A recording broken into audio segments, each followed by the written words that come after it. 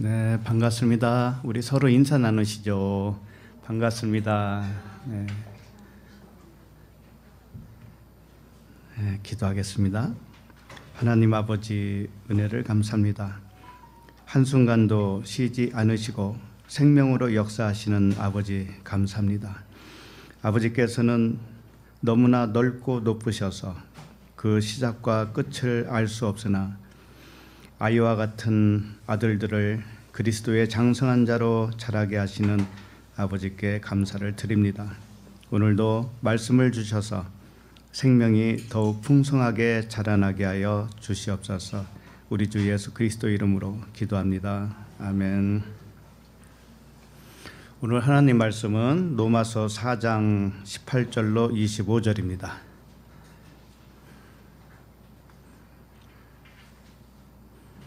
로마서 4장 18절에서 25절.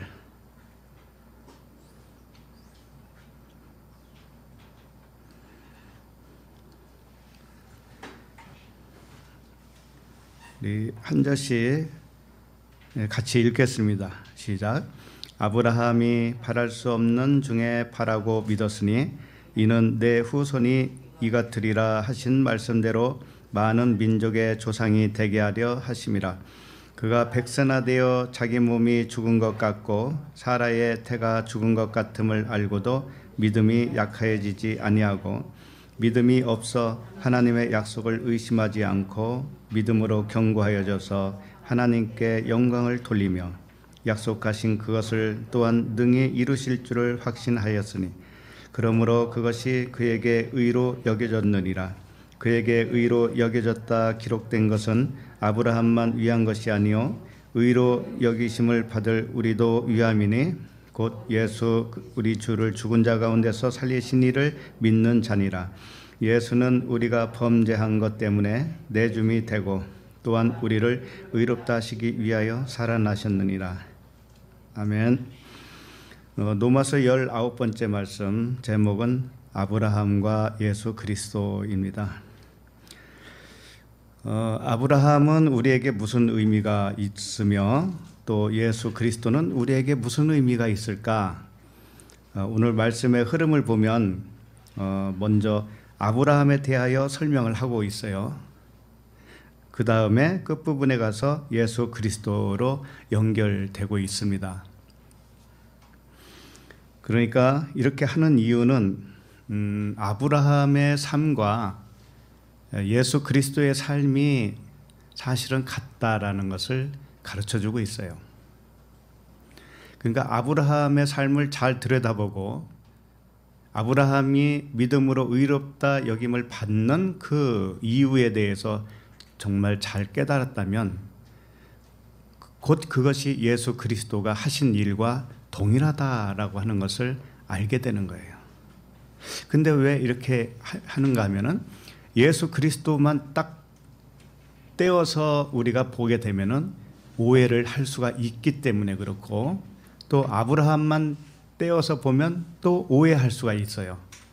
그래서 양쪽을 다 보게 함으로 인해서 그 의미를 중심적인 의미를 잘 파악을 해라.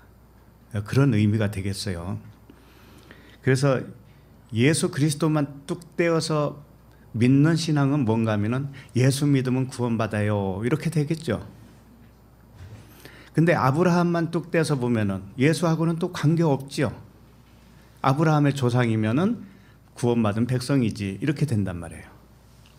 그래서 이 양쪽이 의미하는 말을 잘 깨닫고 나면 아브라함이나 예수 그리스도나 사실은 다 똑같다라는 거예요. 그래서 성경에 보면 이런 말씀이 있습니다. 너희가 성경에서 영생을 얻는 줄 생각하고 성경을 연구하거니와 이 성경이 곧 내게 대하여 증언하는 것이니라. 네, 성경이 예수 그리스도에 대해서 증언하는 것이다라는 거죠. 그러면 아브라함은 예수 그리스도가 오시기 이전 사람이잖아요. 그러니까 아브라함도 예수 그리스도에 대하여 증언하는 자.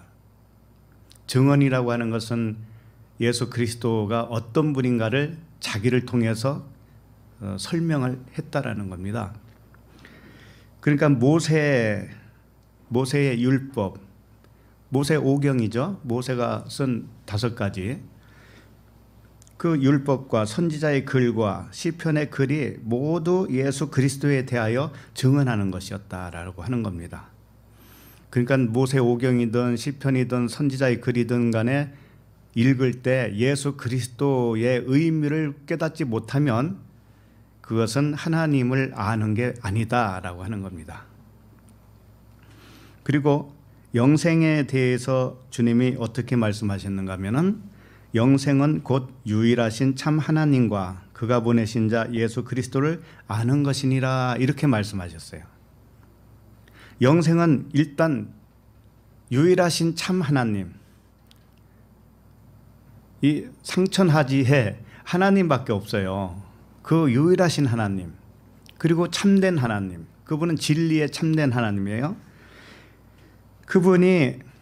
그분을 아는 것이 영생이라는 겁니다.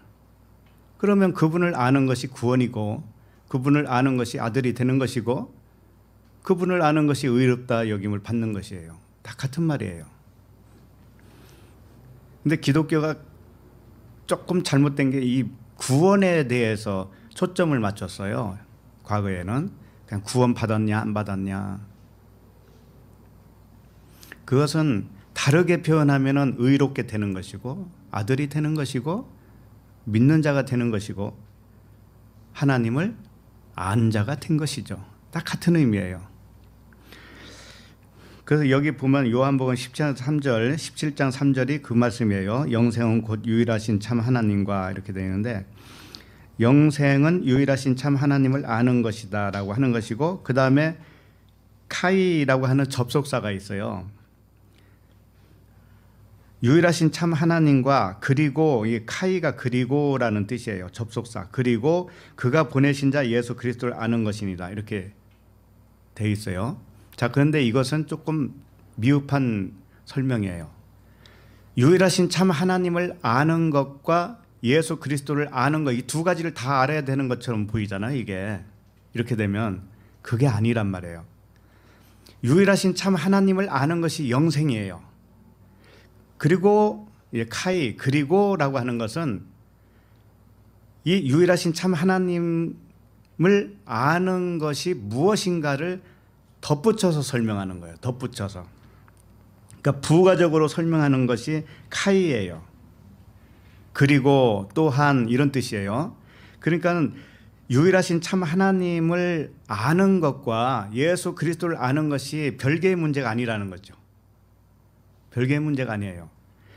그래서 예수 그리스도를 아는 것이 참 하나님을 아는 것이고 유일하신 참 하나님을 아는 것이 예수 그리스도를 아는 것과 같은 의미예요.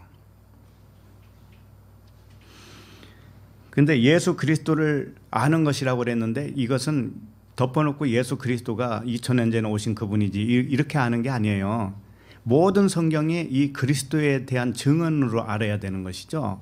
그러니까 예수 그리스도는 예수를 통하여 그리스도를 아는 것, 이게 유일하신 참 하나님을 아는 것과 같은 거예요. 그러면 예수를 통하여 그리스도를 안다고 하는 것은 예수는 육체를 의미하잖아요. 육체. 그 육체 대신은 사람의 모양이잖아요. 이 사람의 모양을 그리스도라고 하는 기름 부음을 받은 자. 그리스도는 기름 부음을 받은 자예요. 기름 부음은 뭐예요? 성령이란 말이에요. 성령의 기름 부음. 그러니까 그리스도는 성령을 의미하고 그리스도는 진리를 의미하고 그리스도는 아들을 의미해요.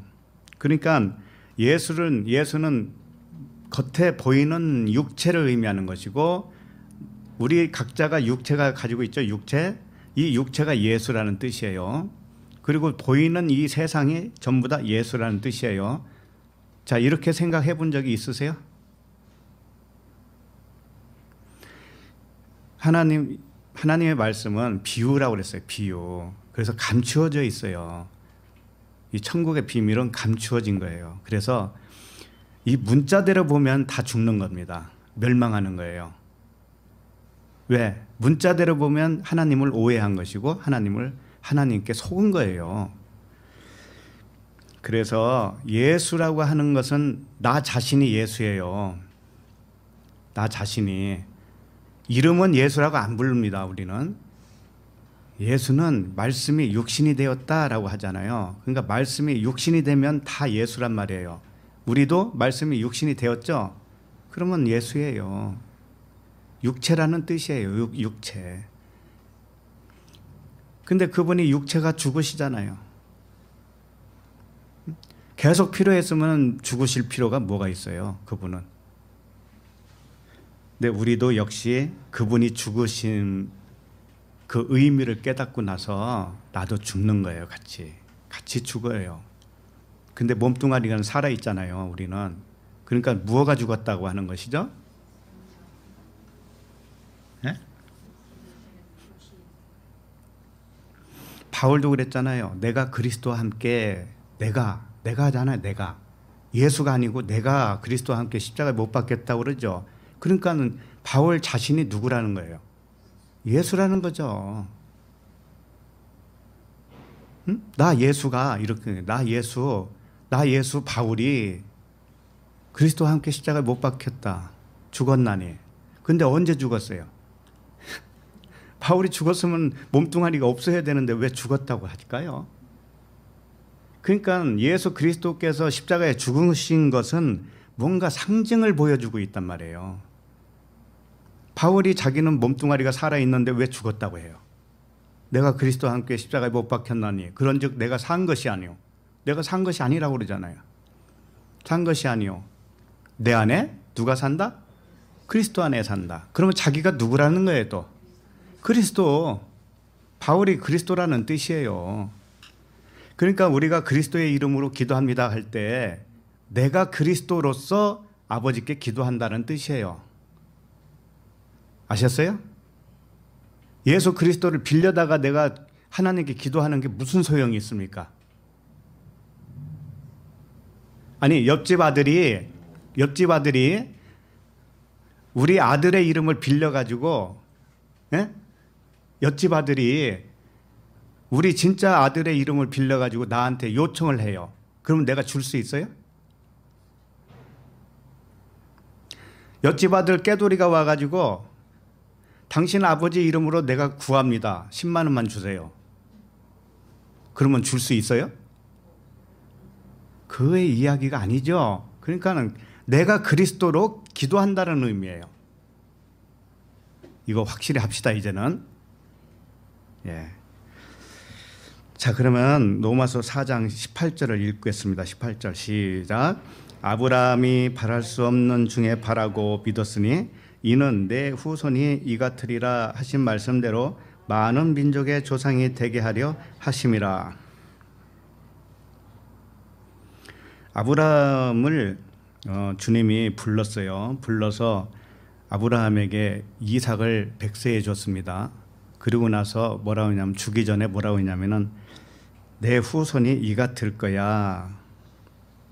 그래서 네가 바랄 수 없는 중에 아들을 낳았잖아.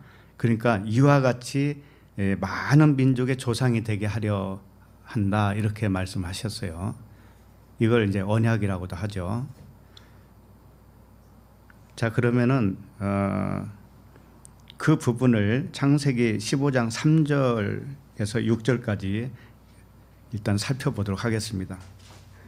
창세기 15장 3절.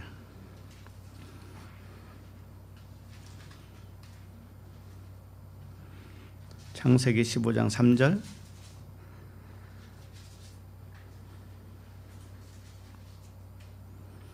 자, 시작. 아브라함이 또 이르되 주께서 내게 씨를 주지 아니하였으니 내 집에서 길린 자가 내 상속자가 될 것이니이다. 예. 자, 아브라함이 기다렸는데 하나님이 아들을 안 줘요. 그래서 나에게 씨를 안 주니 이제는 이제 포기하겠습니다.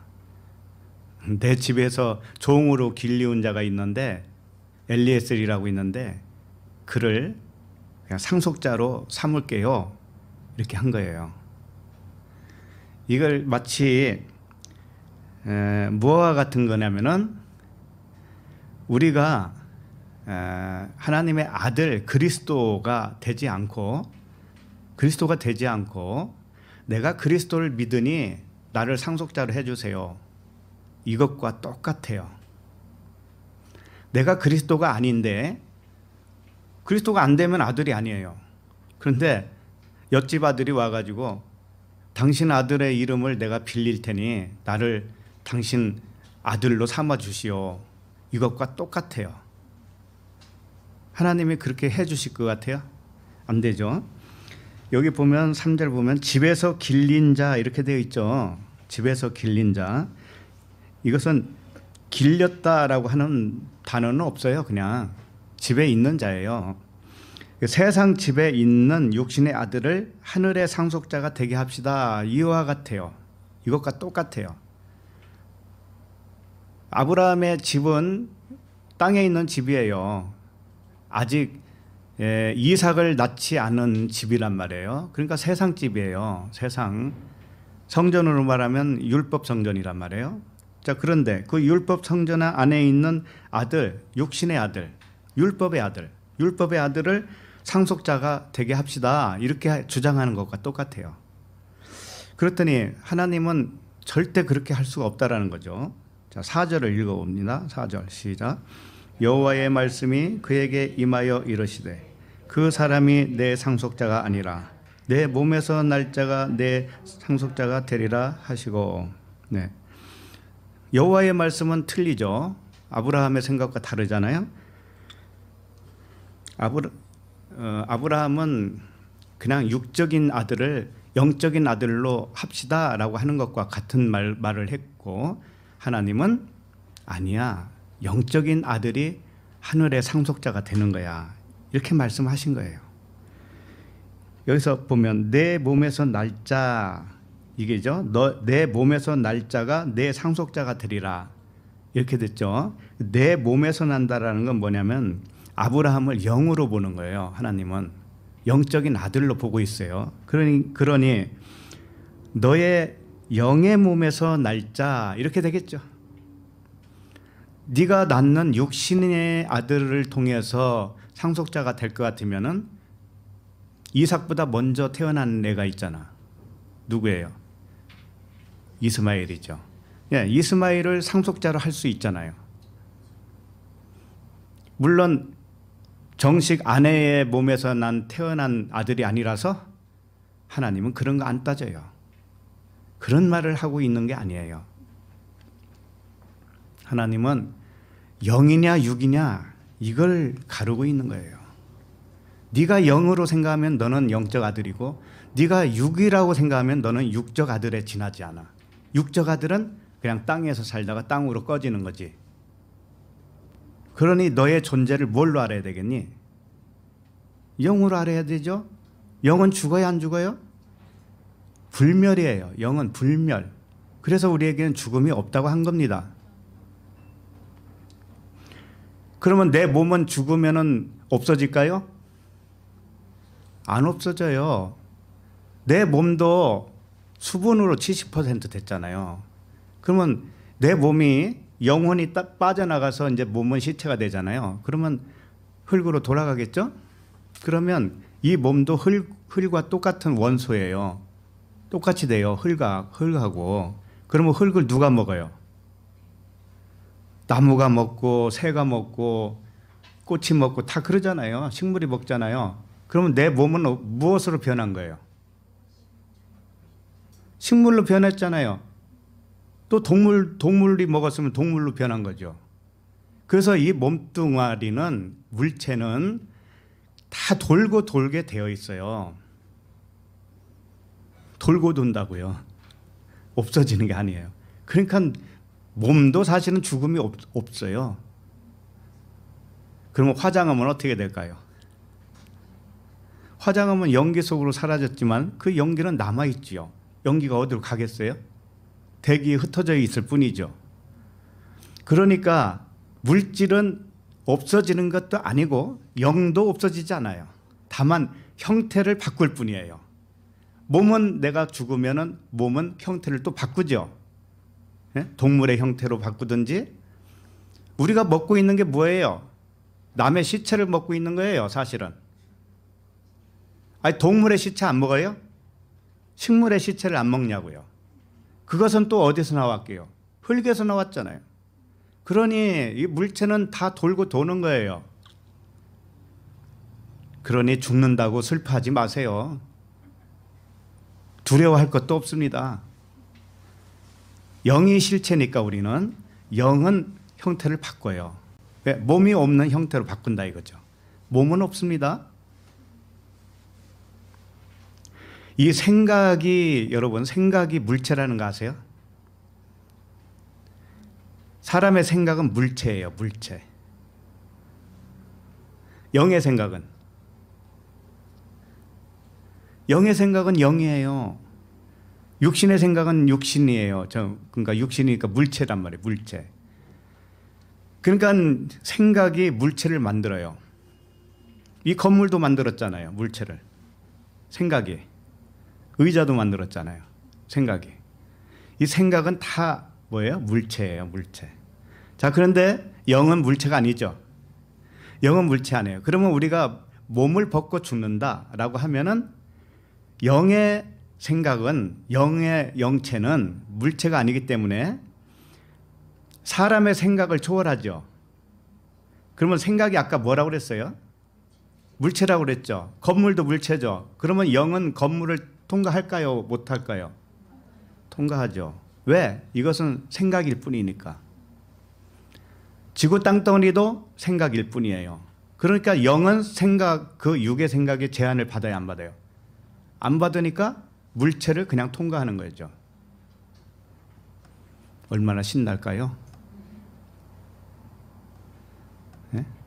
얼마나 신나겠어요. 그 세계는 영적 세계, 뭐 영계라고도 하고 초월적인 그런 세계라고도 하는데, 그런 세계는 우리가 상상을 불허해요. 사람의 생각으로는 상상을 불허해요. 그러나 하나님이 가끔 알게 해주셔요. 조금씩 알게 해주십니다. 예. 지금 제가 설명한 것도 알려주신 것을 설명한 거예요. 왜? 물체는 사람의 생각이에요. 생각에서 나온 거기 때문에 사람의 생각과 관계없으면 물체를 그냥 통과하는 거예요. 영적 상태는 그런 상태다 이거죠. 자, 내 몸에서 날자, 이것은 너의 영의 몸에서 날자, 이렇게, 예? 그 이삭이 아브라함의 영적 의미로서의 아들이다 라고 하는 거예요. 그래야 하늘의 영적 상속자가 되지. 그죠? 육적인 사람은 영적 상속자가 될 수 있나요? 안 되죠. 자, 그럼 5절을 읽어봐요. 5절 시작. 그를 이끌고 밖으로 나가 이르시되 하늘을 우러러 무뼈를 셀 수 있나 보라. 또 그에게 이르시되 내 자손이 이와 같으리라. 하늘의 별을 셀 수 없는 것 같이 내 자손이 그와 같다라는 거죠. 하늘의 별은 빛이라는 의미에서 왔어요. 별은 빛이에요, 빛. 그러니까 빛은 진리를 의미하잖아요. 하나님 자신을 의미하죠, 진리를. 그러니까 진리는 하나예요, 둘이에요? 하나예요, 하나. 빛은 하나죠. 자, 그런데 빛을 셀 수 있어요? 진리를 셀 수 있어요? 진리가 하나인 건 맞지만 진리를 셀 수 있어요? 셀 수 없을 만큼 진리는 무한대라는 뜻이에요. 무한대. 내가 지금 알았다고 해서 전부가 아니에요. 진리는 무한대란 말이에요. 이거 셀 수 없어요. 하나님은 너무 넓고 깊고 오묘하기 때문에, 신비롭기 때문에 그분을 우리는 셀 수가 없어요.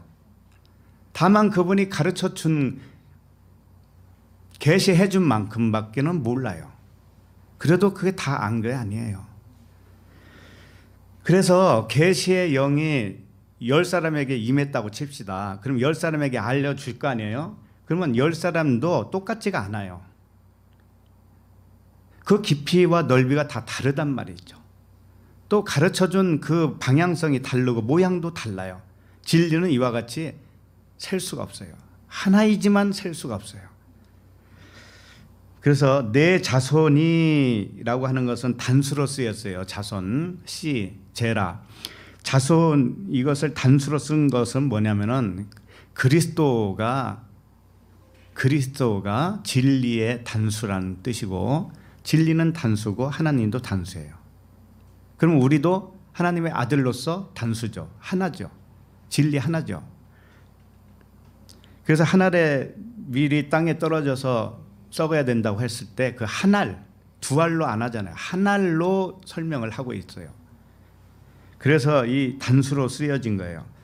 그래서 무뼈를 셀 수 없을 만큼 빛을 어떻게 세냐 네가, 진리를 어떻게 셀 거냐, 진리는 광대한데, 그와 같이 아들이, 너희 자손은 그와 같은 아들들이야, 영적 아들들이야, 이런 뜻이란 말이죠. 그래야 상속자가 되는 거야. 하늘의 상속자. 그 말씀을 한 거죠. 자, 6절을 볼까요? 6절 시작. 아브라함이 여호와를 믿으니 여호와께서 이를 그의 의로 여기시고. 네, 아브라함이 어떻게 믿었는가 하면은 육체가 아들이 아니라 영이 아들이다라고 믿은 거예요. 그러니까 사람의 실체를 가르쳐준 말씀이죠. 사람의 실체는 육체가 아니라 영이다라고 하는 말씀을 가르쳐준 거예요. 그래서 우리는 영이에요. 진리예요. 우리는 신이란 말이에요. 그러니 불멸의 존재예요, 우리는. 그러니까 너무 협소하게 이 땅 생각만 하지 마세요. 좀 마음의 시야를 넓혀서 영원토록 우리는 존재한다라는 그 믿음으로 사시기 바랍니다. 자, 그러면은 실제로 우리의 삶이 어떻게 달라질까요? 만약에 죽음이 없다고 생각한다면 그건 실제잖아요. 죽음이 없어요, 우리는. 자, 그러면은 지금 사나 죽으나 누구의 것이에요? 네. 그리고 사나 죽으나 생명은 어떤 일을 해야 안 해요? 생명은 뭐가 필요해요? 필요하지 않아요? 생명은 생명으로 낳았으면 더 이상 필요한 게 없잖아요. 그것으로 족하죠. 만족하죠. 자, 그러면은 우리가 사는데 어려움이 있습니까? 그러면 죽어도 괜찮다라는 생각을 해보세요. 사는 것과 죽는 것이 하나니까, 죽는 것은 없으니까 죽는 것도 사는 거예요. 사는 것도 사는 거예요. 그러면 어려움이 왔어요? 기분 나쁜 일이 생겼어요? 그러면 죽는 거나 사는 거나 똑같으니까 가만히 계시면 되잖아요. 거기에 요동할 게 뭐가 있어요? 우리한테는 하나님이 다 완벽으로 준비되어 있는 상태입니다. 우리에게는 필요한 게 더 이상 부족한 게 없어요. 근데 부족하다고 느끼는 이유는 뭘까요? 영으로 생각을 안 하니까 그래요. 육으로 생각하니까 그래요. 육으로 생각하면 분명히 돈이 없으면 돈이 필요하죠. 근데 영으로 생각해야 해보세요. 영은 돈이 필요해요? 아니죠. 거기서 자유를 누리란 말이에요. 그러면 물질은 필요할 때는 그냥 붙어요. 이것을 믿으셔야 됩니다.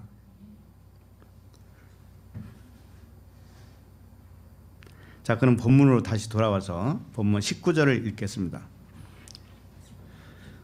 로마서 4장 19절 시작. 그가 100세나 되어 자기 몸이 죽은 것 같고 사라의 태가 죽은 것 같음을 알고도 믿음이 약하여지지 아니하고. 예. 아브라함은 100세가 됐고 사라는 90세가 됐습니다. 그래서 태가 죽은 것 같이 된 거죠. 더 이상 사람을 낳을 수 없는 상태, 이렇게 된 거죠. 그런데 그렇게 된 것을 알고도 믿음이 약해지지 아니하였다, 이렇게 된 거죠. 자, 아브라함이 언약을 믿어서 의로 인정받은 것 같이 사실은 사라도 같이 그렇게 인정을 받은 거거든요. 그래서 여호와께서 사라에게 나타난, 우리가 아까는 아브라함에게 나타나서 하신 말씀을 받고 이제는 사라에게 나타난 그 현장을 좀 보도록 하겠습니다. 창세기 18장 11절입니다.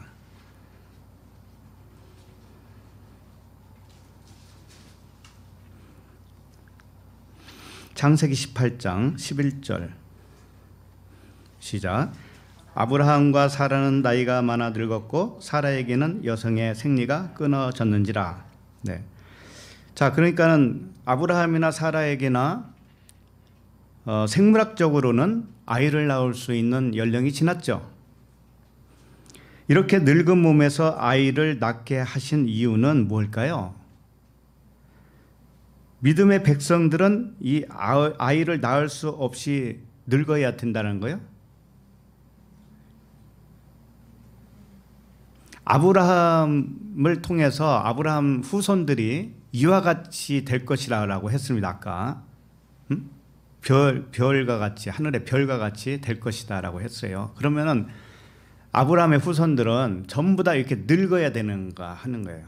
늙은 다음에 사람이 날 수 없는 나이가 되었을 때 전부 하나님이 주시는 능력으로 인해서 아이들이 출산되어야 맞는 백성들이냐 이거죠. 그건 아니죠. 아브라함이 이삭을 낳았을 때가 100세이고요. 이삭은 60세에 에서와 야곱을 낳았어요. 자, 그런데 아브라함은 몇 살에 죽었는가 하면은 175세에 죽었어요. 175세. 그 다음에 이삭은 180인가? 하여튼 180이 넘었어요. 그러니까 어떻게 보면은 생물학적으로도 가능한 나이예요. 요즘도 가끔 해외 토픽에 보면은 90세 할아버지가 아들 낳은 적이 있었어요. 네? 대단한 능력자인 것 같은데 90세에. 그러면 요즘은 기껏 살아도 100세 정도밖에 더 살아요. 근데 아브라함은 175세까지 살았단 말이에요. 그러니까 100세면은 요즘으로 말하면 어떻게 중년 정도밖에 안 될 수도 있죠. 그죠? 그러면 생물학적으로도 날 수 있어요. 엄밀하게 따진다면. 근데 여기서 보면은 사라가 뭐가 끊어졌다고 그래요? 생리가 끊어졌다고 그러는데 이것은 단어가 그런 단어가 아니에요. 사실은. 길이 끊어졌다 그런 뜻이에요. 길, 큰 길, 넓은 길, 무슨 길이 끊어졌을까요? 육신의 길이 끊어졌어요. 세상의 길이 끊어졌다고 이제는. 생각이 바뀌었다 이거. 생각이. 이 세상을 전부로 알고 살았다가 그 영적 세계를 알아버렸단 말이에요. 그러니 이제는 세상 길은 없어요. 그런 의미란 말이에요 이게. 그렇게 안 보면 성경을 너무 협소하게 보는 거예요. 그래서 사라나 아브라함이나 늙었다고 하는 것은 육신이 물론 늙은 걸로 나오겠지만은 이건 세상적으로 완전히 끊어졌다고 하는 영적 상태를 의미하는 거예요. 그래야 그 영적 상태에서 난 아들이 영적 아들이 되니까 이렇게 그림으로 그려줄 수밖에 없어요. 자, 그러면 우리는 믿음의 자손으로서 아이를 낳고 안 낳고의 문제도 아닐 뿐더러 아이를 몇 세에 낳고 이건 문제도 아니에요. 근데 옛날에 믿음이 좋다고 하는 권사님들은 뭐라고 그래요? 나이가 좀 있어도 며느리가 좀 있어도 너 아들 낳을 거야. 걱정하지 마. 그냥 믿습니다 해. 응? 그러죠? 그럼 그게 믿음이 좋은 줄 알고. 그리고 자녀가 임신이 잘 안 돼요. 그런 딸에게 내가 40일 기도할게. 너도 좀 기도해. 기도로 낳자. 그래야 믿음의 아들을 낳는 거 아니냐. 그래서 아들을 낳았어요. 그랬더니 이제 그 아들이 어디서부터 신앙을 가진 아들이 돼요? 모태잖아요. 모태. 그래서 못된 신앙이 되는 거잖아요. 그러니까 그런 이야기하고는 전혀 관계가 없어요. 성경은. 그런 이야기를 하는 게 아니에요. 왜 아브라함은 100세에 낳고 왜 이삭은 60세에 낳느냐고요. 이삭이 에서와 야곱을 왜 60세에 낳아요? 이삭도 믿음의 자녀를 낳으려면은 이왕이면은 100세 정도 돼서 낳아야 되잖아요. 아브라함보다 더 오래 살았어요. 그러니까 한 105세 정도에서는 낳아야지요. 그래야 믿음의 자손들이라고 말할 수가 있죠. 근데 왜 그렇게 안 하냐는 이거예요. 아브라함과 사라는 우리에게 본을 보여준 거예요. 본을 샘플로 딱 보여준 거라고요. 샘플로 몸이 늙은 것처럼 해서 나온 것은 그 생각이 늙었다라는 뜻이에요. 세상적인 생각이 완전히 영적 생각으로 이제는 새롭게 태어났다라는 것을 의미한 거예요. 그래서 이삭을 낳기 전에 아브라함에게 할례를 행하라 그랬잖아요. 99세 때. 그래서 99세 때에 모든 집안 사람들 데려다가 할례를 한 거예요. 새로운 사람이 된 거예요. 마음의 할례. 땅을 땅으로 안 봐요. 이제는 세상을 세상으로 안 본다고요. 뭘로 볼까요? 그러면 전부 하나님으로 보죠. 하나님의 사랑으로 보죠. 하나님의 능력으로 보죠. 하나님만 보는 거예요.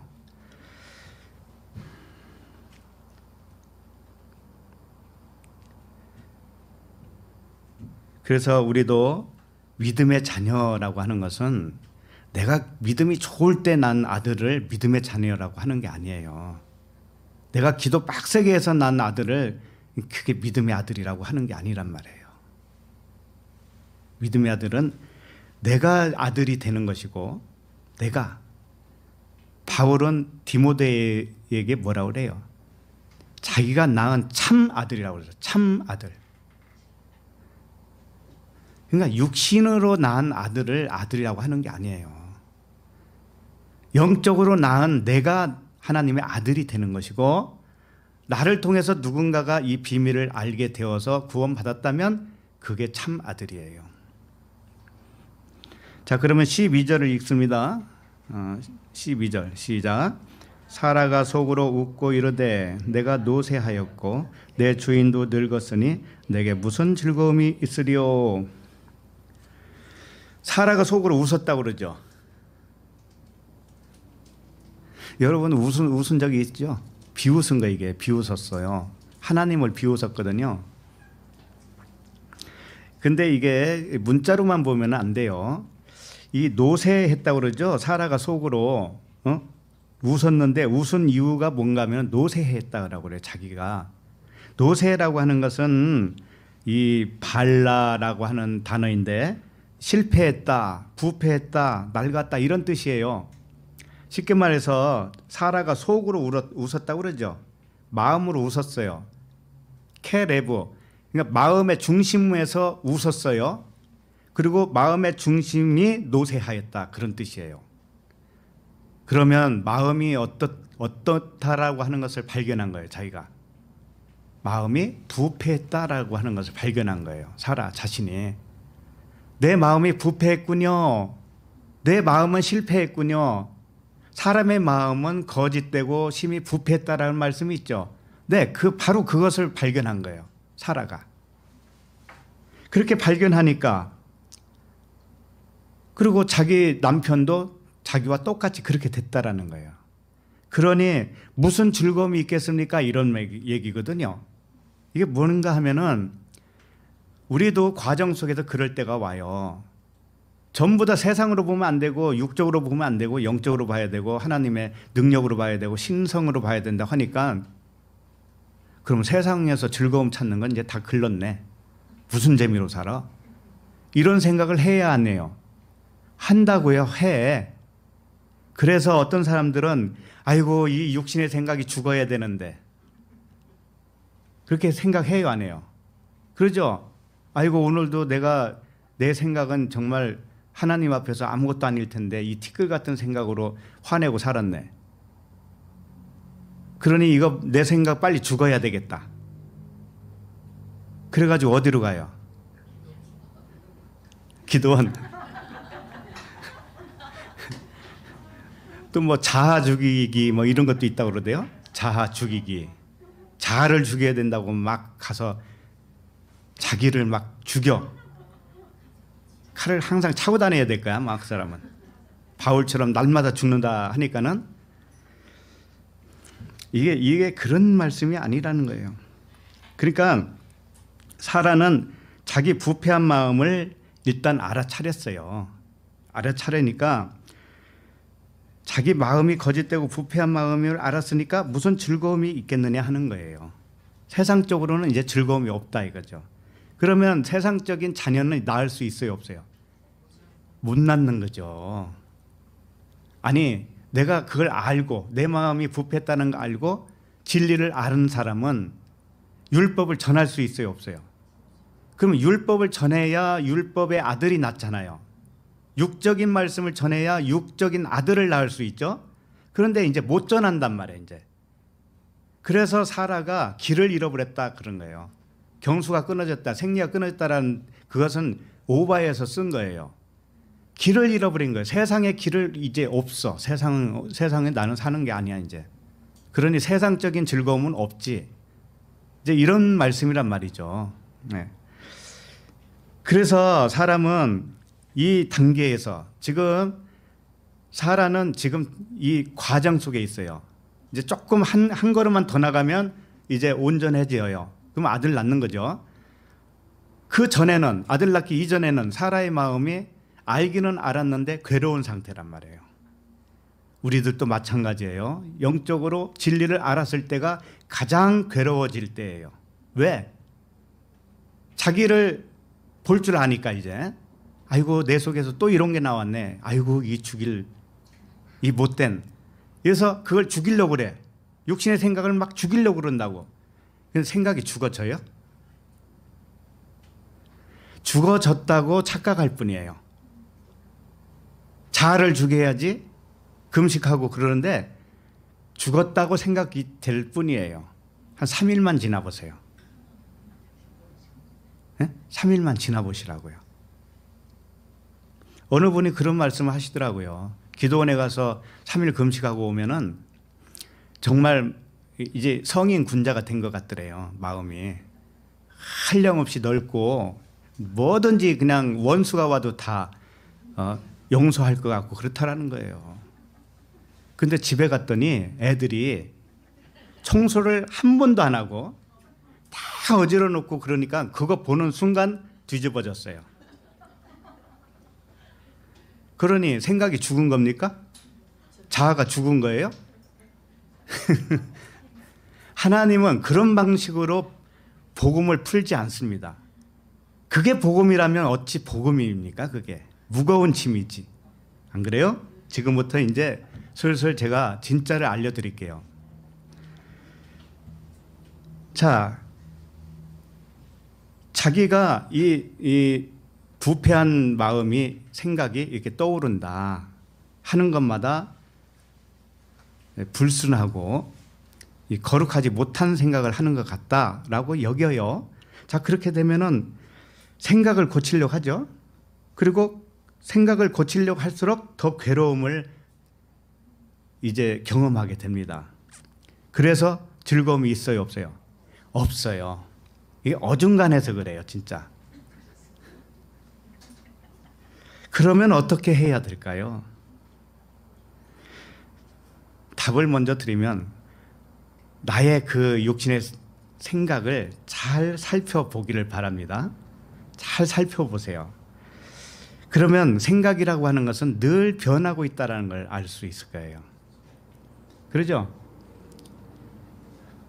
1분 전에 생각이 1분 후에는 변할 수가 있어요, 없어요? 숱하게 변합니다. 사람은 하루에도 몇십 번, 몇백 번 이렇게 변해요, 생각이. 자, 변한다고 하는 것은 뭘까요? 예를 들면 무엇을 먹을까 하다가 생각났는데 에이 아니야 또 다른 거 생각한다고. 그러죠? 무엇을 어떤 일을 할까 하다가 할 일을 생각났어요.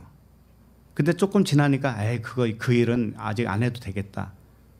다음에 하자. 또 이렇게 생각이 변해요. 생각은 죽같이 변해요. 그래서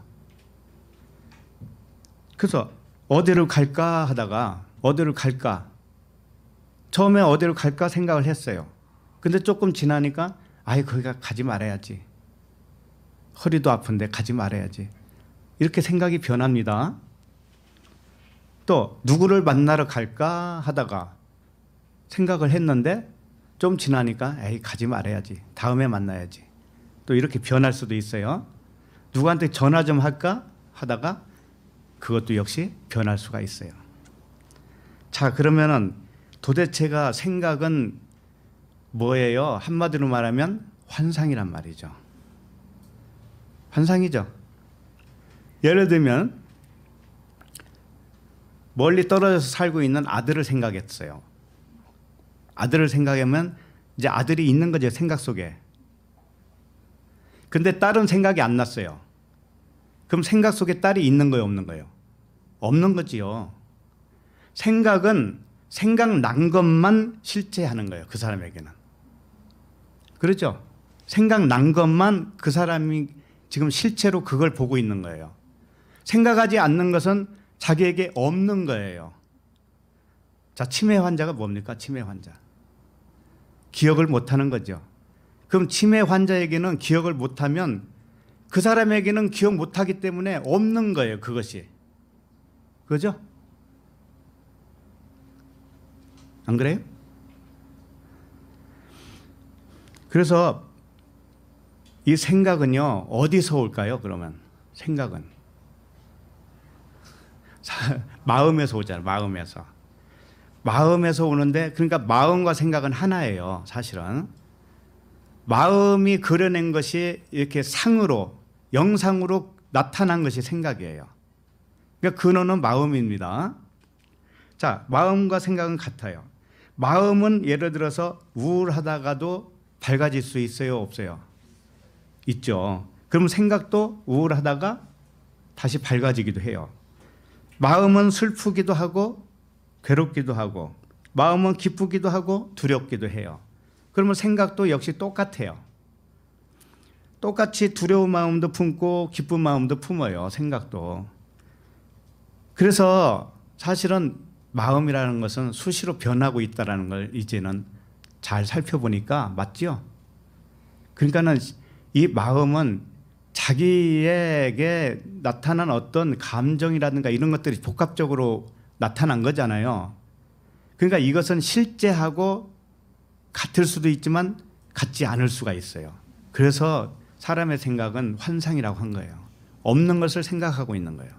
그것을 두드러지게 나타난 사람들이 누구냐면 환각 상태에 있는 사람들이죠. 마약을 한다든가 환각 상태, 또는 술 취한다든가 그럼 환각이에요.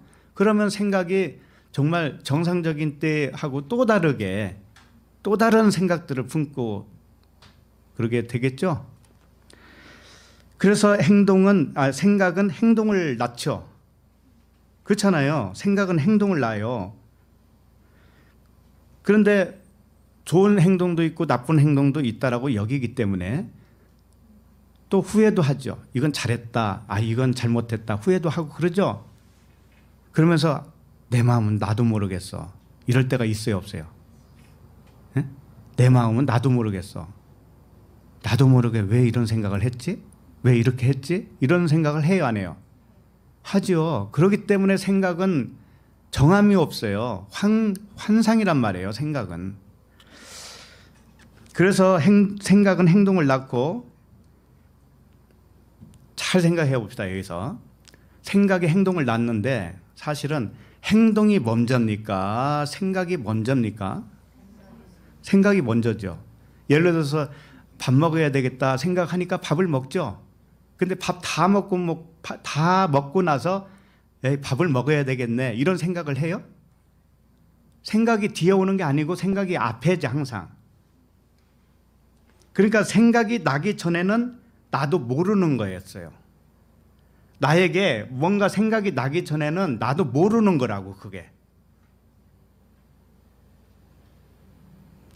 예를 들면은 토브 에클레시아 교회로 가야지.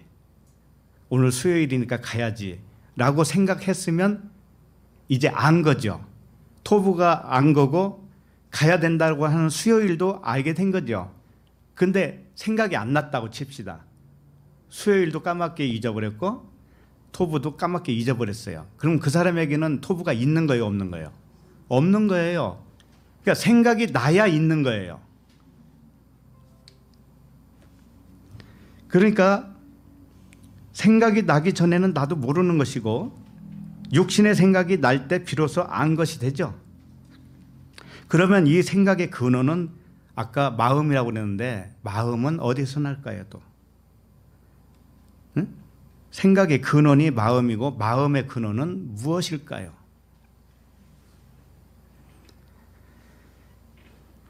이 생각나게 하고 마음을 작동하는 생각을 주관하는 거대한 근원이 있다라는 거 아셔야 돼요. 거대한 근원이 있어요. 그분이 누구예요? 하나님이에요. 나에게 온 영이란 말이에요. 그 영이 내 마음을 주관해서 내 마음에 생각나게 해요. 그러면 생각이 드디어 내 머리를 통해서 나타난 거죠. 그렇다면은 내 생각은 내가 하겠다고 해서 되는 게 아니라는 거 알겠죠, 이제는. 그렇죠? 생각이 나니까 생각을 하는 거지 내가 생각해야지 해가지고 생각되는 게 있냐고요? 아니에요. 그렇다면은 이거 심각하게 잘 생각하셔야 돼요. 내가 생각하는 육신의 생각이라고 했죠. 육신의 생각을 죽이려고 무진장 애를 썼잖아요. 그런데 이 생각을 유발시킨 분이 누구예요? 영이에요. 아버지예요. 성령이시에요. 자, 그렇다면 성령이 주셨다면은 왜 근심하는 마음이 생기고 두려워하는 마음이 생기고 슬픔과 미움과 이런 것들이 왜 생기겠어요? 하나님은 분명히 우리에게 마음에 소원을 두고 기쁘신 뜻을 행하신다고 그랬어요. 우리 마음에 소원을 둔다고. 소원이 이제 원한다라는 거예요. 원함을 주는 거예요. 그게 생각을 유발시킨 거 아니겠어요? 내 마음속에 원함을 줘요. 그러니까 그 원함이 마음을 통해서 생각으로 나타난 거란 말이에요. 그러니까 하나님이 그 원함을 주지 않으면 생각도 난다 안 난다? 안 나요. 안 나. 그러니까 어쨌든 아버지가 근원이에요. 모든 생각의 근원은. 자, 그런데 왜 두려움과 괴로움이 슬픔이 생기느냐 이거죠. 하나님은 완전하신 분인데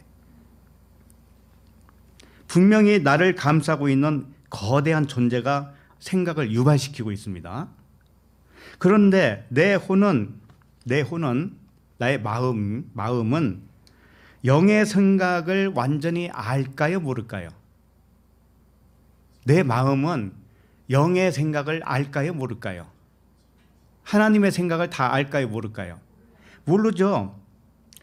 그러니까 지금 내가 무슨 말을 하고 싶은 건 하면은 내 혼은 영의 생각을 알지 못하고 부분적으로만 알아요. 부분적으로 알기 때문에 슬프기도 하고 괴롭기도 하고 두렵기도 한 마음으로 나타난다고요. 그러니까는 하나님은 전체를 가지고 나에게 생각을 넣어줘요. 그 전체가 뭡니까? 사랑이죠. 사랑이죠. 하나님은 사랑이시다 하니까 하나님은 사랑밖에 없다고요. 사랑밖에 없는데 내 마음에 소원을 두는데 내가 생각으로 나오는 것은 어떻게 나오느냐면 두려움으로 나와요. 왜 그러냐면은 그 사랑을 몰라서 그런 거예요. 사랑을 알았더라면 두려움으로 나타날 수가 없어요. 한 가지 예를 들어볼게요. 우리가 한 편의 영화를 본다고 칩시다. 영화를 보면은 영화의 결말을 알지 못하고 처음부터 시작하죠. 영화를 전부 안 사람이 영화 보러 가는 사람이 있어요? 네? 아니 다 알고 있는데 왜 영화를 보러 가? 돈만 아깝죠? 그러니까 처음부터 그걸 느끼고 싶잖아요. 그 스릴을 느끼고 싶고 처음부터 가면서 알고 싶어지는 거잖아요. 그래서 누가 알려주려고 하면 얘기하지 마. 나 그냥 내가 가서 보고 알 거야. 이런 사람도 있어요 없어요? 없죠. 미리 알면 재미가 없으니까. 그러니까 영화의 결말을 알지 못하는 이 초반일수록 영화 초반일수록 줄거리가 이게 전개됨에 따라서 희비애락이 감정이 나올 수밖에 없죠. 그렇죠? 어떨 때는 그 영화 장면을 보고 쾌락을 느낄 수도 있고 기쁨을 느끼기도 하지만 두려움도 느끼고 슬픔도 느끼고 그럽니다. 자, 그런데 그 영화를 끝까지 다 봤어요. 이제 그 영화를 완전히 이해를 했습니다. 그리고 나서 영화를 한 번 더 본다고 쳐봐요. 그러면 처음 느꼈던 감정이 살아날까요? 그 처음에는 엄청나게 두렵고 깜짝깜짝 놀래고 했던 것들이 좀 있으면 깜짝 놀라는 씬이 나올 거야. 미리 알고 있어. 그럼 놀랄까요? 안 놀래죠. 옆 사람은 막 놀래는데 나는 웃어. 다 알고 있다 이거지. 그러니 바로 이런 것 같아요. 하나님은 나에게 주신 모든 생각이 사랑의 생각이었어요. 그런데 나는 사랑을 전체적으로 모르기 때문에 부분적으로만 알아요. 부분적으로. 그러니까는 어떤 것은 괴로운 거, 어떤 것은 슬픈 거, 어떤 것은 즐거운 걸로 그냥 인식할 수밖에 없어요. 그런데 이제 죽을 때쯤 돼가지고 하나님을 이제 잘 알았어. 그럴 때는 감정이 흔들릴까요? 안 흔들려요. 웬만해서는 안 흔들려요. 하나님이 나에게 무슨 생각을 문득 줬는데 이 생각이 하나님의 사랑한다라는 생각이거든. 이걸 안다고요. 그때는. 그러니까 두려움도 없어져요. 그때는. 미움도 없어지고 시기 질투도 없어지고 그렇게 되는 거예요. 이와 같이 하나님의 생각은 이 영화 전체를 이해한 것과도 같은 거예요. 그런데 영화 전체를 이해하지 못하기 때문에 나에게 나타난 어떤 쑥 나오는 생각이 나를, 내 감정을 건드려 버려요. 그래서 사람의 마음에 올라오는 그때그때의 생각은 하나님의 마음을 부분적으로만 이해했기 때문에 불완전한 생각으로 몸이 인지를 하는 거예요. 네. 그래서 하나님은 사랑인데 우리는 사랑으로 못 본 거죠. 하나님의 생각은 평안이고 미래에 소망을 주는 거라고 그랬어요. 전부 다 그래요. 자, 그러면 우리에게 나타난 모든 생각은 하나님이 평안을 준 것이고 사랑을 준 것이고 미래에 대한 소망을 말씀하신 거예요. 내 생각을 통해서. 근데 나는 그걸 몰라요. 모르기 때문에, 오해하기 때문에 분노로 느끼고 두려움으로 느끼는 거예요. 그래서 이 감정을 떨쳐버리려고 애를 쓰면은 오히려 감정의 포로가 돼요. 그리고 자아를 죽인다는 둥 그런 짓거리를 하잖아요. 그러면은 헛발질을 하는 거예요. 더 어려워지는 거예요. 자, 그러면은 어떻게 하는 게 이 두려움과 슬픔과 기쁨 이것들이 사랑 하나로 그냥 모아질 수 있을까? 첫 번째는 모든 생각은, 나에게 나타나는 모든 생각은 사랑의 퍼즐 조각으로 이해를 하셔야 돼요. 일단은 사랑의 퍼즐이 다 맞춰져야 전체가 보이죠. 근데 조각조각으로 온단 말이에요. 내 생각은 조각조각. 그래서 다른 사람이 믿기도 하고 다른 사람을 오해하기도 하고 전부 내 생각에서 나온 거예요. 그런데 그 생각이 어디서 근원이란 말이에요? 어디가? 하나님에게서 나왔어요. 근데 하나님은 미워하라고 준 생각이 아니란 말이에요. 사실은 그 생각이 사랑이라고 했다는 거예요. 사랑하라고 준 생각을 나는 미워해버리네요. 사랑하라고 했더니 나는 두려워해버리네요. 왜?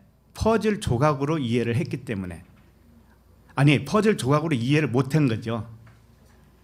그러니까 그걸 조각으로 이제는 이해를 하시고 나한테 이런 생각이 왔다 할지라도 일단 무엇로 봐야 돼요? 사랑으로 봐야 돼요. 사랑으로. 전부 다 사랑이에요. 그래서 내 생각을 어떻게 해야 되는 거냐면은 내 생각을 버려버려야 되겠다라, 죽여야 되겠다 이런 생각을 하지도 말고 관찰을 하시래요. 관찰. 자신을 관찰하시라고요.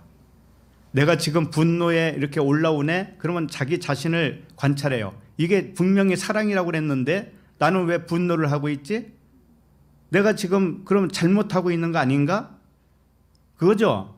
이렇게 관찰을 하란 말이에요. 관찰을 해서 생각을 하나님의 생각과 맞추란 말이에요. 사랑으로 맞추란 말이에요. 그러면은 그 분노의 생각대로 행동이 가지 않고 멈춰져요. 그러니까 그렇게 하는 것이 가장 바람직한 것이지, 내 마음을 어떻게 자기가 죽인단 말이에요. 이건 있을 수가 없는 겁니다.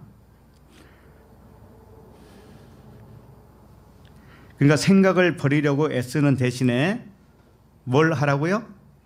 관찰. 지금 내 마음이 이런데 내가 왜 이러지? 이거 사랑으로 못 보고 있잖아. 이렇게 관찰을 하란 말이에요. 그러면은 그 관찰하고 난 다음의 행동은 자연스러운 행동이에요. 어떻게 하든 상관이 없는데 자연스러운 행동이라고 하는 거예요, 그걸. 그러므로 아버지의 사랑의 음성을 부분적인 퍼즐 조각인 줄 모르면 자기는 속은 것이에요. 속았기 때문에 그걸 육신의 생각이라고 하는 거예요. 속은 생각을 육신의 생각이에요. 근데 그걸 퍼즐 조각 부분적으로만 내가 알았기 때문에 내가 이렇구나라는 것을 실체를 알면 그 생각이 영의 생각이에요.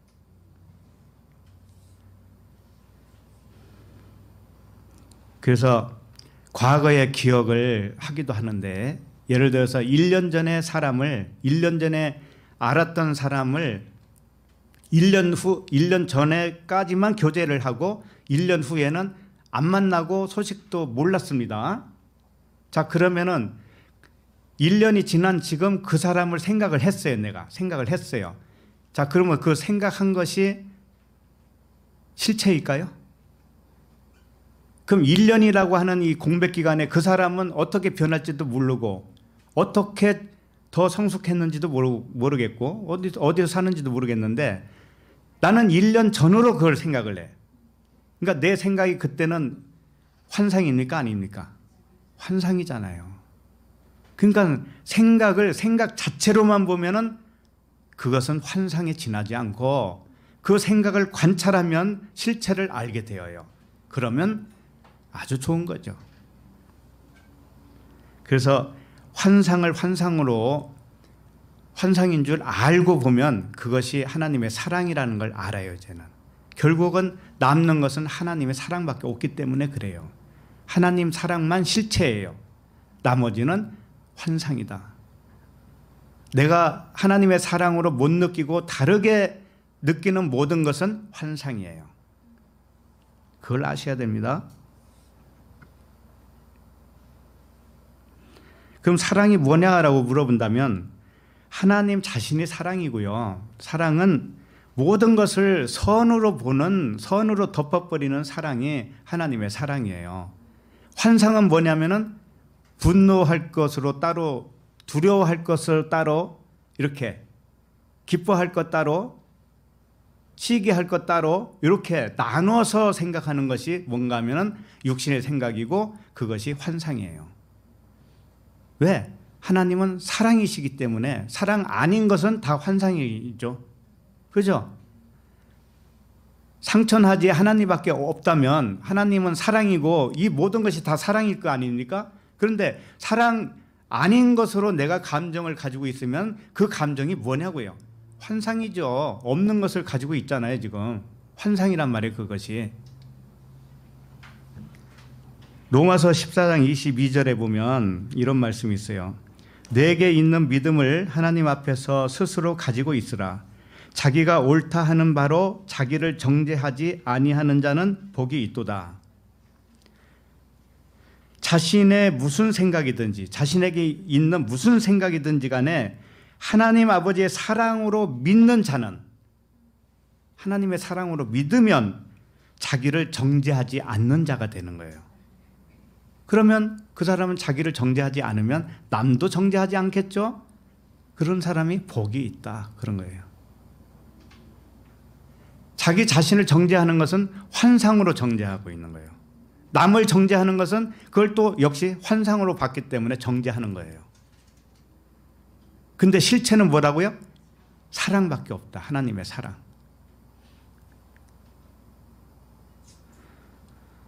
자, 그러면 지금 창세기 보고 있잖아요. 13절을 봐요. 13절을 보면 여호와께서 아브라함에게 이르시되 사라가 왜 웃으며 이르기를 내가 늙었거늘 어떻게 아들을 낳으려 하느냐.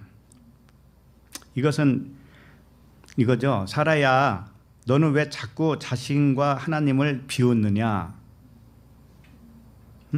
그러면 사라는 지금 잘못 생각한 거죠. 사라는 하나님은 사랑이요, 생명이요, 평안이요, 소망인데 사라는 비웃어요. 자기도 비웃고 하나님을 비웃어요. 이것은 환상이었죠. 네가 하나님의 말씀을 오해한 거 아니냐? 이렇게 사라에게 질문을 하는 것이죠.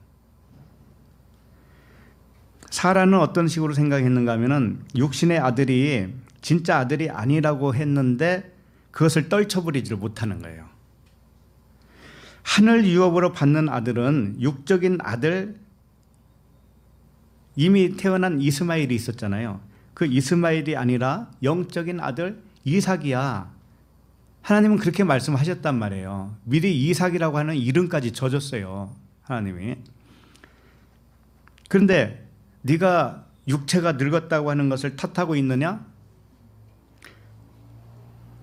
육체가 늙었다는 걸 탓한다고 하는 것은 이게 문자적이에요. 사라가 진짜 늙었어요. 아브라함도 늙었는데 지금 그 얘기를 하고 있는 게 아니라고요.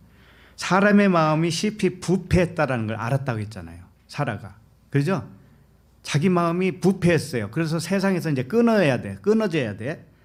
그렇게 알았다고 해서 왜 자신을 비웃느냐 이거죠. 아까 지금 생각에 대해서 쭉 설명했죠. 자기를 쳐서 죽이려고 했잖아요. 육신의 마음을 죽이려고 했잖아요. 이게 사라가 한 짓이란 말이에요. 사라는 비웃었단 말이에요. 그걸. 내가 이렇게 악한데 뭐 이런 거죠. 내 마음이 이렇게 악한데 무슨 영적 아들이 태어날 수 있긴 하겠어? 그런 마음을 품었단 말이죠. 우리들도 그래요. 진리를 처음 듣는 초보자들은 이제 자기 생각이 악하다는 건 이제 알게 돼요. 가면 갈수록. 그러면 비웃어요. 나 같은 이런 인생이, 나 같은 이런 존재가 무슨 하나님의 아들이 될 건가? 이렇게. 그리고 이름이 그리스도라고 하니까 너나 그래라 그러면. 나는 절대 그럴 수 없어. 이렇게 비웃는다니까요. 그래서 하나님이 뭐라고 하냐면은 사람의 아들이 영적으로 잉태한다는 것을 내가 알려주마. 그러니까 사람인데 실제로 영적 아들을 잉태하는 거야. 사람이 아들을 잉태하는 것이. 그것을 내가 가르쳐 줄게. 그러니까 사라의 그 육신의 마음이 있죠. 육신의 마음이 영으로부터 잉태됐잖아요. 아까 설명했죠. 우리의 생각이 어디로부터 잉태했다고요? 하나님 아버지. 그러니까 생각을 낳아주는 부모는 아버지예요. 내가 무슨 생각을 했든지 간에 그 생각을 낳아주신 분은 아버지라니까요. 근데 아버지는 사랑으로만 낳았어요. 사랑으로만. 근데 나는 그 사랑이 전체적으로 모르기 때문에 부분적으로 그걸 알기 때문에 부분적으로 아니까는 때로는 분노, 때로는 두려움 이렇게 나타난단 말이죠. 그래서 아브라함과 사라를 통해서 내가 샘플로 보여줄게. 영적인 자녀가 태어나는 것이 무엇인지를 가르쳐줄게. 이런 말을 한 거죠. 14절을 읽겠습니다. 14절 시작. 여호와께 능하지 못한 일이 있겠느냐. 기한이 이를 때에 내가 네게로 돌아오리니 사라에게 아들이 있으리라. 여호와께 능하지 못한 일이 있겠느냐라고 하는 이 단어가 무슨 단어냐면은 팔라라고 하는 단어예요. 팔라. 능하지 못하다. 팔라. 이건 무슨 뜻이냐면은 서로 분리하지 못한다 이런 뜻이에요. 능하지 못하다. 능치 못할 일이 없다 이거죠? 이것은 분리하지 못하기 때문에 능치 못한 일이 없는 거예요. 하나님과 우리가 분리될 수가 없다고요. 그렇기 때문에 하나님의 능력은 내 능력이고 하나님은 하는 일이 내가 하는 일이고, 이게 능치 못한 일이라는 거예요. 능하지 못할 일이 없다라고 할 때 분리하지 못한다라는 뜻이에요. 분리하지 못했기 때문에 능치 못할 일이 없다라는 거예요. 그러니까 여호와의 마음과 사람의 마음을 분리하지 말아라 이거죠. 분리하지 말아라.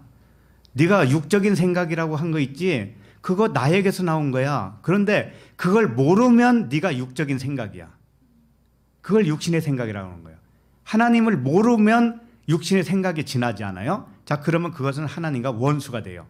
왜? 하나님과 분리를 했잖아요. 그럼 분리가 안 되려면 어떻게 되느냐면은 내가 분리가 되지 않았다라는 것을 알아야 돼요. 알아야. 믿음은 어디서 나오는가? 알아야 나와요.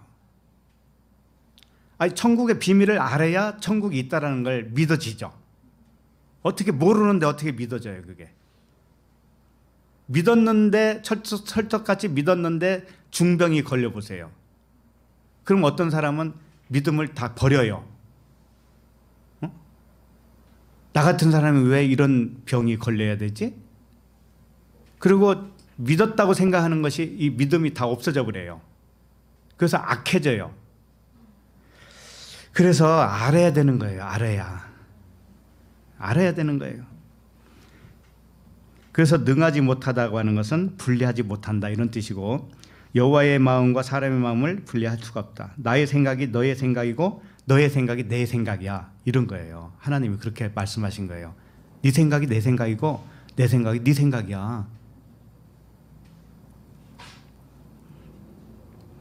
그것을 믿지 못하는 너의 생각이 사실은 그것만 죄라고 하는 거야. 왜? 분리를 했기 때문에. 그래서 사람의 영과 하나님의 영은 분리할 수가 없어요. 우리는 하나예요. 그래서 불멸이에요. 우리는 불멸할 수밖에 없어요. 사라가 잉태할 그 아들은, 사라가 잉태하는 아들은 이삭이죠. 이삭은 하나님과 영으로 하나일까요? 둘일까요? 하나죠. 그러니까 하나님이 뭐라고 한 거예요 지금? 기한이 되면 돌아오겠다고 그러죠. 돌아오지 않고서는 잉태할 수 있다라는 거 없다는 거예요. 없다. 자, 그런데 사람들이 아이를 잉태하죠. 사람들은 아이를 잉태해요. 하나님을 믿든 안 믿든. 그런데 실상을 알고 보면 하나님이 그에게 갔을까요? 안 갔을까요? 갔지요. 하나님이 그에게 들어갔기 때문에 아들이든 딸이든 잉태할 수가 있어요. 하나님이 하시는 거예요. 이 부부가 어떤 결합을 통해서 생물학적으로 아이를 낳는 것 같지만 그것은 하나님이 사용하는 것뿐이고, 하나님이 그에게 들어가지 않으면 나올 수가 없어요. 아들이 나타날 수가 없어요. 그 이야기는 뭐냐면은 단지 하나님이 아이가 생기도록 가서 도와줬다 이런 뜻이 아닙니다. 그게 아니에요. 그럼 뭐예요? 한번 설명 좀 해보세요. 그럼 뭐예요? 여기 보면 기한이 이를 때에 내가 내게로 돌아오리니 사라에게 아들이 있으리라 그랬어요. 그러면 여호와 하나님이 사라에게 돌아온다는 거죠. 온다는 거죠. 하나님이 가고 오고 해요? 하나님은 가고 오고 할 수가 없어요. 분리할 수가 없다니까요. 근데 이 왔다라는 건 뭐냐면은 이삭으로 왔다라는 거예요. 하나님이. 사라의 몸에 하나님 자신이 이삭으로 왔다라는 거라고요. 그럼 이삭이 누구예요? 예, 신이에요. 영이란 말이에요. 하나님 와서 뭐 너 도와줄게, 임신하도록 도와줄게, 그런 이야기겠어요 이게? 안 도와줘도 얘들 쑥쑥 잘만 낳잖아요. 응? 하나님 안 믿어도 쑥쑥 잘나지 않았나요? 근데 알고 보니 그 사람 자체가 영이었단 말이죠. 영. 그 안에 영혼이 있단 말이죠. 그 영혼이 누구예요? 하나님. 하나님이라고 하니까 좀 거북 반응이 일어나죠. 하나님의 아들, 좀 낫죠? 네? 좀 낫죠? 하나님의 아들로 온 거란 말이에요. 너희가 신이라 하였거늘. 응? 그래서 믿음이라는 게 뭔가 하면은 그렇게 영으로 믿어야 진짜 믿음이라는 뜻이에요, 지금. 아브라함을 통해서 그걸 가르쳐 주는 거예요, 지금. 아들이 육체라면 남녀의 육체의 결합으로 얼마든지 육체를 나갈 수 있는 거 아니에요? 그런데 하나님이 실상을 가르쳐 주는 것은 뭔가 하면 그게 아니에요. 그게 아니단다. 너희들이 모르고 아이가 태어나지만 그 아이는 나야. 이런 뜻이에요. 그럼 너도 누구야? 너도 나지. 그래도 이제 안 믿을 거죠.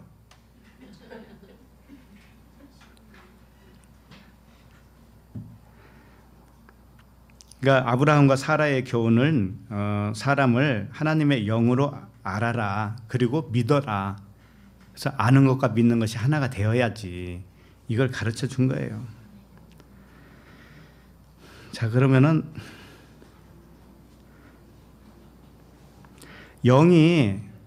하나님의 영이 그러니까 하나님의 아들 영이 왜 육체의 모양을 취하는가? 그 목적은 무엇인가? 누차 말씀드렸어요. 두 가지로 설명할 수 있는데, 하나는 그분이 나에게 오면 내 생각이라는 혼이 또 있어요, 동시에. 그러니까 내 존재가 둘인 거예요. 혼과 영이 있는 거예요. 혼은 육신의 생각이라고 그러는 거고 영을 몰라보는 상태.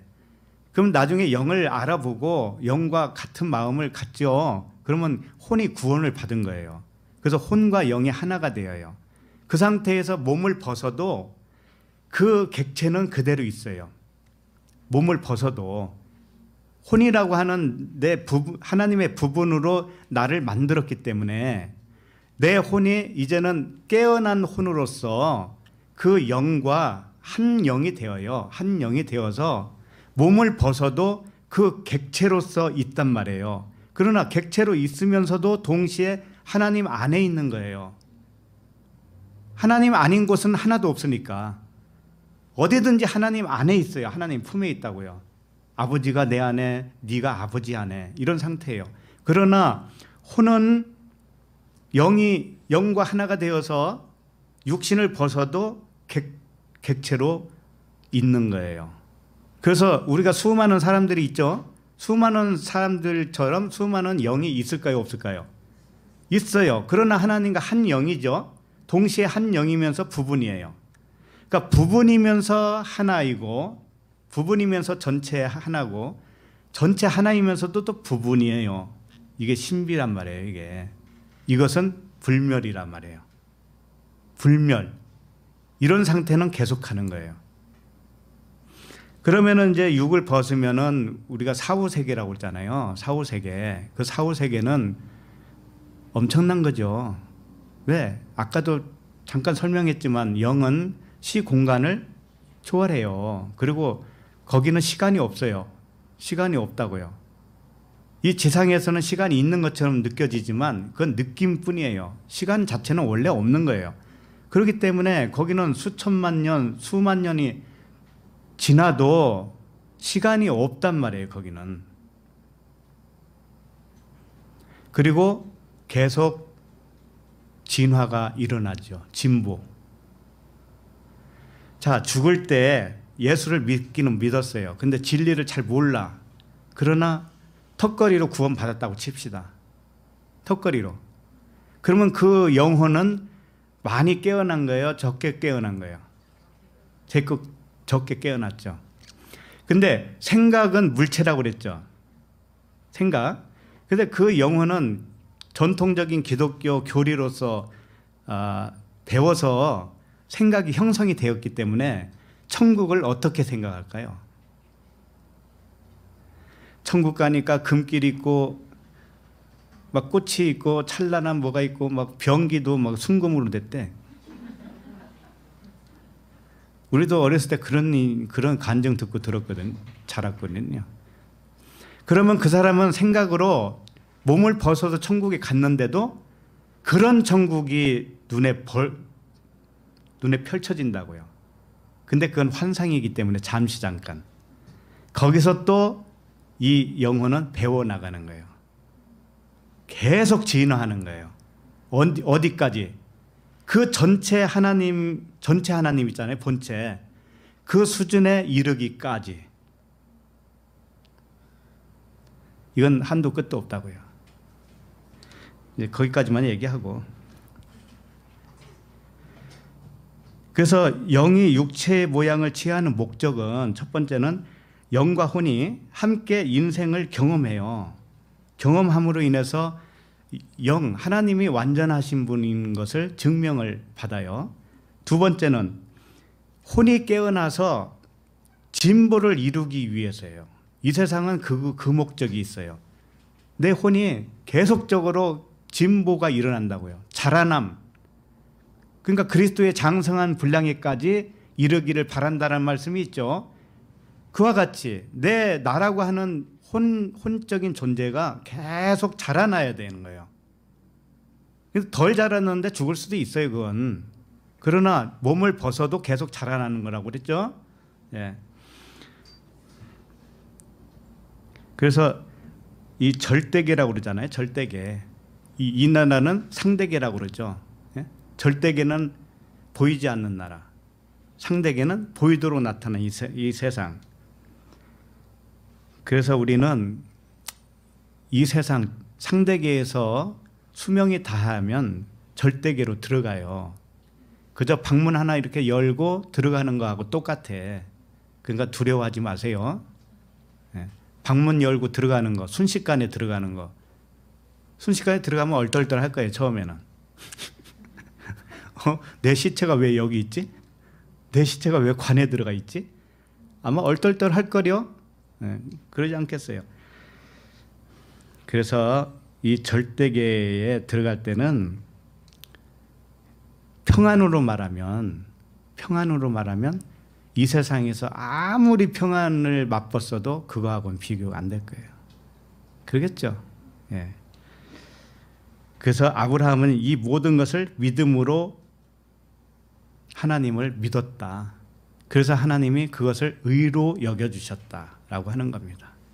우리도 이 정도는 되어야, 아브라함 같이 수준이 되어야 의롭다 여김을 받습니다요. 예. 자, 19절 봅니다. 19절 시작. 그가 100세나 되어 자기 몸이 죽은 것 같고 사라의 태가 죽은 것 같음을 알고도 믿음이 약하여지지 아니하고. 자, 단순히 육체 나이가 늙어서 몸이 죽은 것 같다는 뜻이 아니에요. 육체 나이가 많으면 아들을 낳을 수 없는 것 같이, 이게 비유란 말이에요. 육신의 생각은 후패하여 죽은 것 같이 되었다는 뜻이에요. 속사람은 어떻게 해요? 날로 새로워진다고 그랬잖아요. 그러니까 속사람은 날로 새로워져서 모든 것을 영의 믿음으로 이제는 충만해져요. 이게 아브라함이었단 말이죠. 그러므로 어떤 믿음이 의로 여겨지는가? 모든 만물은 보이지 않는 하나님의 신성을 나타내기 위해서 표면적으로 나타난 세계죠. 이 세계는 그걸 믿는 거예요. 보이지 않는 신성이 나타난 것이지 보이는 것이 보이는 것으로 나타나기 위해서 그런 게 아니란 말이에요. 목적이. 그러니까 보이는 것을 보면서 거기서 신성을 발견하라는 뜻이지, 그 자체를 우상 삼으라는 뜻이 아니고 거기서 신성을 발견하는 것이지. 꽃 한 송이를 보고 완전하신 하나님을 보라는 거예요. 근데 꽃잎이, 예를 들어서 꽃잎이, 장미꽃잎이 이렇게 있는데, 완벽하게 있는데 꽃잎이 몇 군데 떨어졌어요. 몇 군데 떨어져서 사람이 볼 때는 어떻게 느끼냐면, 이 꽃은 좀 불완전하게 느껴져요. 좀 볼품없게 느껴지죠. 뭔가 이렇게 잘생기고 꽉 차야 완전하다고 느끼죠. 그런데 꽃잎을 몇 개 띈 것은 누가 한 거예요? 아버지가 한 거예요. 그것도. 그러면 그 자체가 뭐예요? 완전이죠. 네, 그렇게 보느냐 이거예요. 왜 완벽하게 보이는 꽃만 완벽으로 보느냐 이거죠. 응? 그렇지 못한 꽃도 사실은 완전이에요. 그러면 그런 눈으로 사람을 보면 모든 사람이 어떻다는 거예요? 그 자체로 완전이에요. 그걸 볼 줄 알아야 돼요.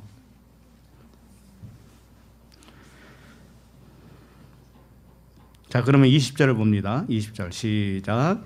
믿음이 없어 하나님의 약속을 의심하지 않고 믿음으로 견고하여져서 하나님께 영광을 돌리며. 예. 믿음이라고 하는 것은 내 이름이 여호와의 이름이다. 내 이름이 그리스도라고 하는 이름이다. 이것이 믿음입니다. 그러죠? 예수 그리스도의 이름으로 기도합니다라고 하는 것은 내가 그 그리스도의 이름으로 기도하는 거죠. 내가 빌린 게 아니에요. 그래서 육체 안에 있는 나의 이름은 그리스도예요. 그리스도로서 아버지께 기도한다는 뜻이에요. 자, 요한계시록 19장 11절 제가 읽어드립니다. 여기 보면 또 내가 하늘이 열린 것을 보니 보라 백마와 그것을 탄 자가 있으니 그 이름은 충신과 진실이라. 그가 공의로 심판하며 싸우더라. 자, 백마와 그것을 탄 자가 누구냐면은 그리스도잖아요. 그리스도인데 그리스도의 이름이 있다라는 거예요. 이름이 뭔가 하면은 충신과 진실이라는 거예요. 근데 충신이 뭐냐면 피스토스예요. 믿는 자라는 뜻이에요. 이름이 믿는 자. 진실은 뭐라고 하냐면 알레티노스, 참된 진리가 된 자예요. 쉽게 말하면 참된 진리가 된 자. 그러니까 그리스도라고 하는 이름은 뭐냐면은 믿음, 그 다음에 진리 이런 뜻이란 말이에요. 그러니까 믿음과 진리는 그리스도의 이름이라니까요. 자, 그럼 우리가 하나님의 아들로서 하나님을 믿죠. 그럼 믿음이 있잖아요, 내가. 그러면 내가 누구라는 거예요? 그리스도. 진리를 알았죠. 그러면 진리가 내가 진리의 아들이죠. 그러면 내가 누구라는 거죠? 그리스도. 이렇게 믿음으로 견고하여져서 하나님께 영광을 돌릴 수 있다. 이런 말씀이에요. 자, 21절 봅니다. 자, 시작. 약속하신 그것을 또한 능히 이루실 줄을 확신하였으니. 약속하신 그것을 능히 이루실 줄을 확신하노니. 이거 문자적으로 보면 늙은 아브라함과 사라에게 아들을 주겠다는 약속이죠. 일단은 스토리상으로 보면 그 약속을 능히 이행하시리라 확신했다는 뜻이죠. 문자적으로 보면.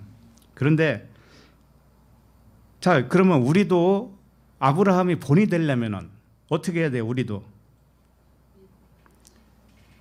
아들을 낳을 수 없을 나이까지 가야 되잖아요. 네? 그 다음에 하나님이 아들을 주나 안 주나 봐야 되는 거죠. 그리고 줄 것으로 믿어. 내가 한갑이 넘고 칠순이 넘었는데도 불구하고 아들을 줄 것으로 믿어. 이게 아브라함의 자손인가요? 믿음의 자손인가요? 그 이야기는 아니란 말이에요. 이건 문자적으로 보면 안 된다고요. 그래서 그러니까 이것은 아브라함의 이야기는 우리와 똑같이 본이 되기 위해서 주신 것인데 말씀을 바로 이해하게 되면 어떻게 된 것이냐. 하나님과 그의 아들들은 분리할 수 없는 하나의 신이다 라는 믿음이 있어야 돼요. 왜? 하나님이 이삭으로 온다고 그랬죠. 그러니까 하나님과 이삭은 분리할 수가 없죠. 역시 나도 하나님과 나를 분리할 수가 없죠. 그럼 하나님은 영이시다. 나는 뭐다? 영이다. 똑같잖아요. 그렇게 분리하지 말라라는 거예요. 이게 믿음인 거예요. 이게.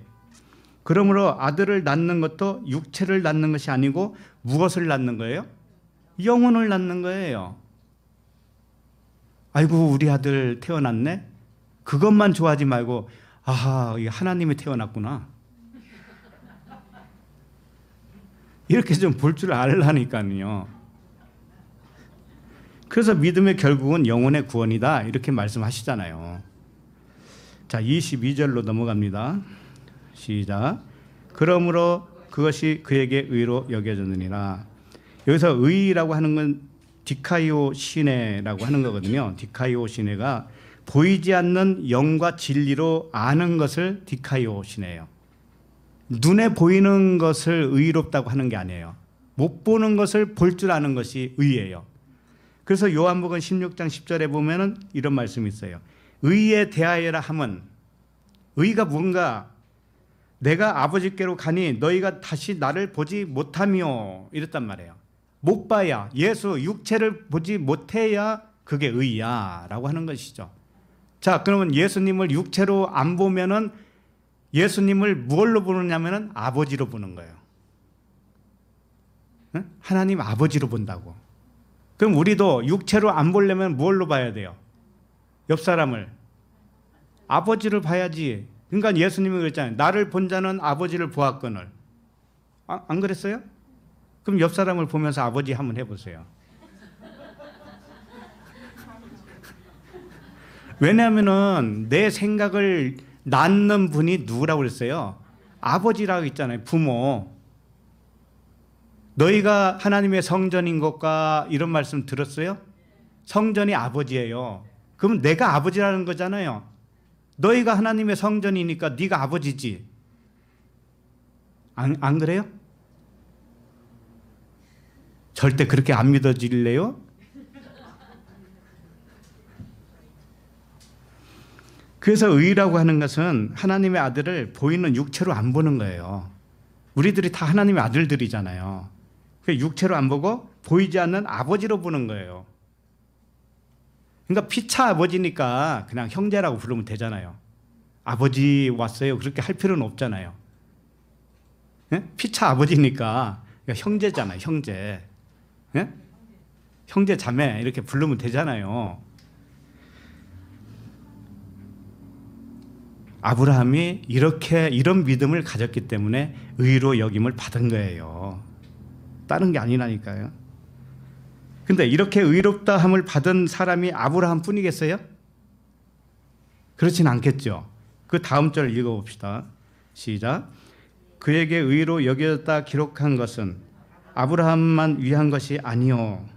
그죠?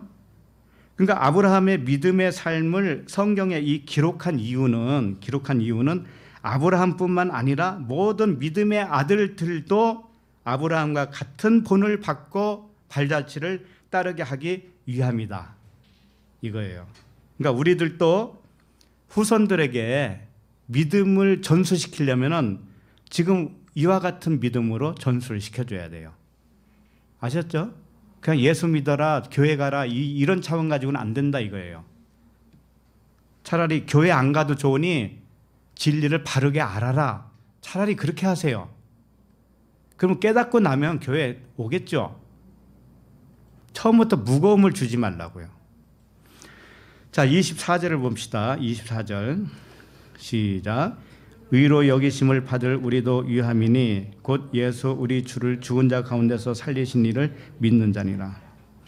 그러니까 아브라함을 믿음의 조상으로 세운 것은 우리도 유함이죠. 우리도 유함이에요. 아브라함과 예수 그리스도를 하나로 일치시키는 의도를 여기서 알아차려야 돼요.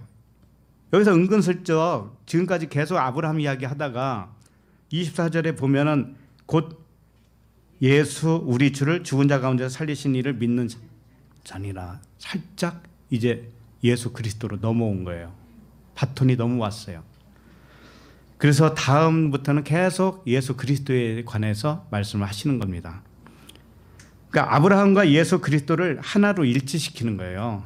아브라함이 한 모든 그 믿음의 발자취는 예수 그리스도의 십자가의 죽음과 부활과 똑같은 거야. 내용이 달라 보이지만 똑같은 거야. 이런 뜻이에요. 자, 예수님이 십자가에 죽으셨죠? 그게 뭔가 하면은 아브라함으로 말하면 육적으로 이제 죽었다라고 여긴 거죠. 예, 그게 죽음이에요. 그런데 예수님이 다시 살아나셨죠? 그리스도로 살아나셨어요? 그러면 아브라함이 살아난 건 뭘까요? 이삭을 받은 것이 살아난 거예요. 이삭이 낳은 것이 산 거예요. 이게 다 일치되는 거란 말이에요. 그래서 아브라함을 통해서 하나님을 믿는 것과 예수 그리스도를 통해서 하나님을 믿는 것은 동일한 것이다. 동일한. 그래서 예수 그리스도가 오시기 이전에도 구약 성도들도 똑같이 아브라함을 보고 자기가 본이 되어서 자기 안에서 똑같은 죽음과 부활이 일어난 거예요. 예. 그래서 의롭다 여김을 받는 방식은 동일해요. 구약이나 신약이나 미래나 처음부터 아브라함 이전이나 다 똑같아요. 자, 25절 봅니다. 시작. 예수는 우리가 범죄한 것 때문에 내줌이 되고 또한 우리를 의롭다 하시기 위하여 살아나셨느니라. 예수는 우리가 범죄한 것 때문에 내줌이 됐다고 했는데 범죄가 뭘까요? 아까 사람의 생각에 대해서 쭉 설명했죠. 하나님은 사랑으로 내 마음을 움직여서 사랑이 이거다라고 내어 보냈는데 나는 그걸 몰라요. 그러니까 화도 내고 분도 내고 시기도 내고 미움도 내고 그랬단 말이죠. 이게 육신의 생각이에요. 이게 범죄예요. 자, 생각은 아까 뭐라고 그랬어요? 물체라고 그랬죠. 생각은 물체라고 그랬어요. 물질이라고. 생각은. 그렇기 때문에 생각은 물질을 만든다. 물질과 똑같다 할 때 이 물질은 보이죠.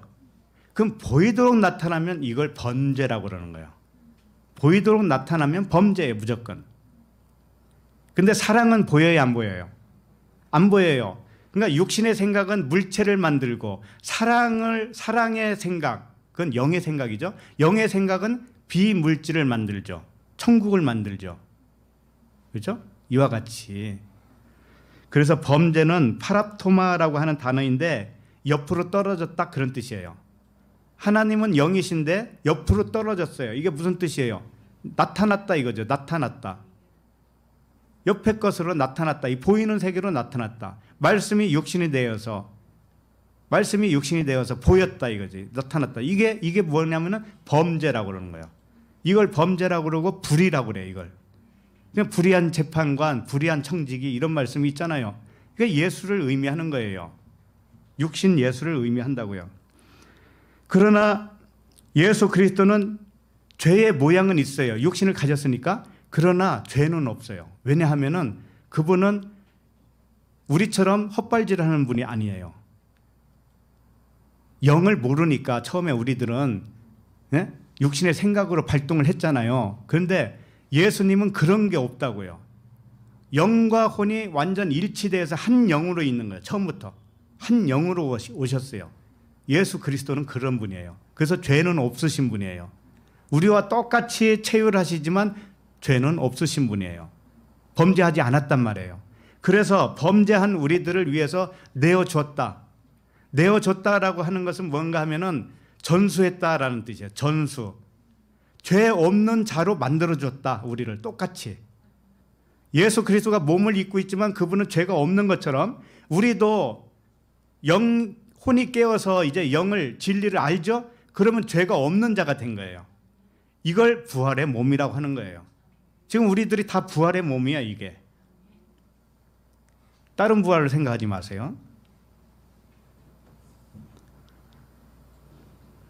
자, 그래서 그런 말씀이에요.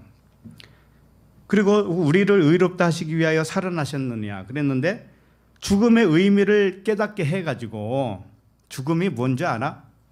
죽음은 이렇게 보이도록 나타나고 내 생각, 잘못된 생각이 하나님의 사랑을 육신의 생각으로 빚어 만들어버린 것이 이게 죄구나. 이게 범죄구나. 이걸 알아요. 그러면 내가 죽은 자네. 내 생각은 다 환상이었네. 이거잖아요. 환상은 뭐예요? 죽은 거지 뭐예요? 없는 것인데. 그러니까 그걸 깨닫게 되면 이제는 살아나야 되지 않느냐 이거죠. 살아나면은 진리로 살아나는 거잖아.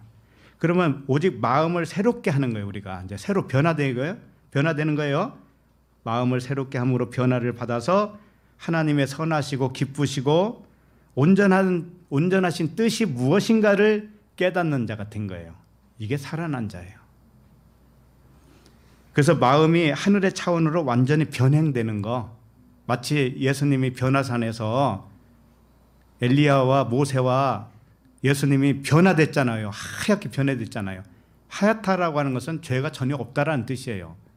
그렇게 우리도 죄가 전혀 없는 존재예요. 이제는 알고 보니 죄가 없잖아요. 이렇게 살아난 거예요. 우리가 살아났어요. 세상 가치관 기준, 육신의 기준, 율법에서 완전히 떠난 거죠. 이제 떠나서 하나님과 같은 영적인 차원으로 마음이 새롭게 변한 상태, 이것을 살아났다고 하는 거예요. 그러므로 날마다 나의 생각을 관찰하려고 그랬죠. 생각을 버리려고 노력하지 말고 관찰해서 이걸 사랑과 하나로 결부를 시키세요. 하나님은 사랑으로 나를 생각을 유발시켰는데 이것이 다 사랑이구나. 관찰을 할 줄 알아야 돼. 그래서 하나님의 사랑에서 나온 조각이구나 이게. 그럼 퍼즐을 맞추려고 이제 노력을 하시게 되겠죠. 퍼즐을 맞춰요. 그럼 이게 사랑이 맞네? 이렇게 되겠죠. 우리는 퍼즐을 맞추는 사람이어야 되지 올라온 생각대로 그대로 붙잡는 사람들이 아니다. 그래서 요동이 없어지는 겁니다. 우리가 가면 갈수록 요동이 없어져요. 자, 그런데 이제 예배 끝나고 저 내려가다가 넘어졌어요. 계단에서 넘어졌어요. 그럼 입에서 무슨 소리가 나올 거예요? 이건 조각이야. 하나님의 사랑이 조각으로 나타났단 말이에요, 지금. 그걸 관찰을 하란 말이에요, 관찰. 아픈 것만 생각하지 말고. 넘어졌으니까 재수없다, 이런 생각만 하지 말고, 이걸 하나님이 지금 사랑으로 나를 표현했는데 조각으로 왔기 때문에 나는 지금 퍼즐을 맞춰야 돼요. 관찰을 하시라고요, 관찰. 그리하면 항상 기뻐하게 될 거예요. 관찰한다는 게 뭔가 하면 쉬지 말고 기도하는 거예요. 범사에 감사하게 될 것입니다. 예, 기도하겠습니다. 하나님 아버지, 아브라함을 통해 믿음이 무엇인지 알게 하시고 의로 여겨주신 아버지의 사랑에 감사합니다. 아브라함의 믿음은 그리스도의 믿음이요 동일한 믿음의 이름으로 그리스도가 내 안에 있는 줄로 확신하게 하심을 감사합니다. 육신의 생각을 없애버려야 할 그런 더러운 것으로 여기지 않게 하시고 나의 생각을 관찰하고 분별하여서 사랑의 음성으로 알아차리게 하실 아버지께 감사를 드립니다. 예수 그리스도 이름으로 기도합니다. 아멘.